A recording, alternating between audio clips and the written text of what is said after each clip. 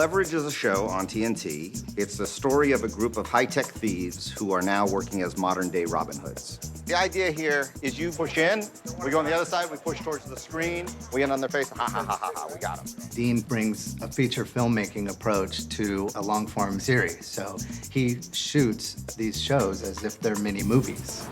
There's explosions, there's miniatures, there's CGI characters. On an episodic TV show, you don't see that very often.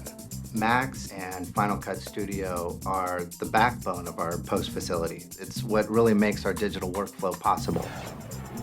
We bought a building and we turned it into our little mini studio.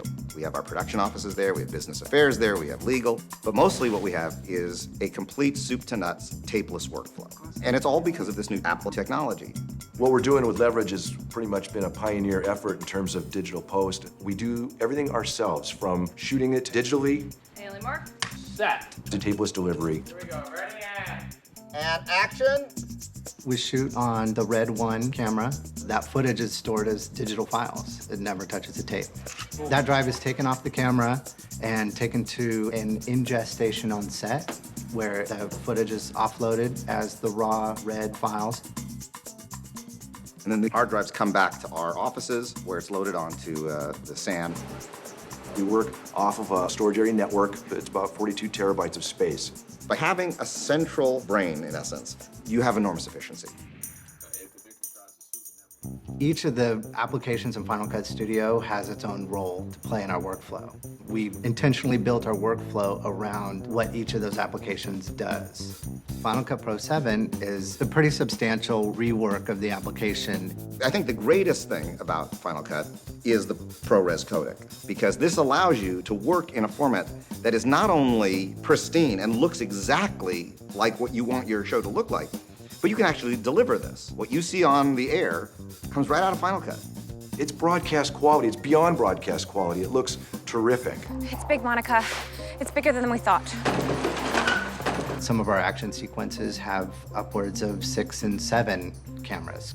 Final Cut multicam is fantastic. You can have all your cameras playing simultaneously, so you can actually watch it in real time as though you were cutting a sporting event. When we're choosing takes, I don't have to watch each take one at a time. I can literally go, oh, that angle's better. Use that angle for this shot, or use that angle for this shot.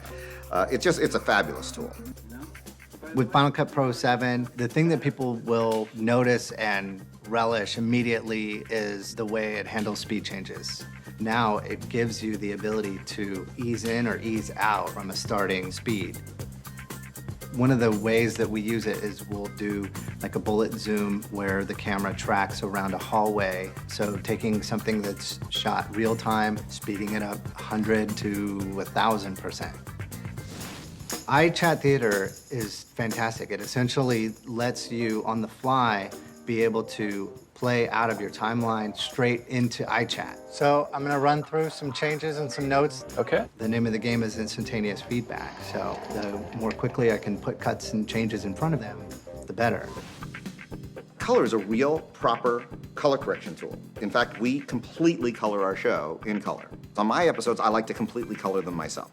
I just enjoy it, I fall in love with the tool, and I can make it look exactly the way I want it. This program is a real game changer. Final Cut Studio allows us the flexibility to be able to do what we do.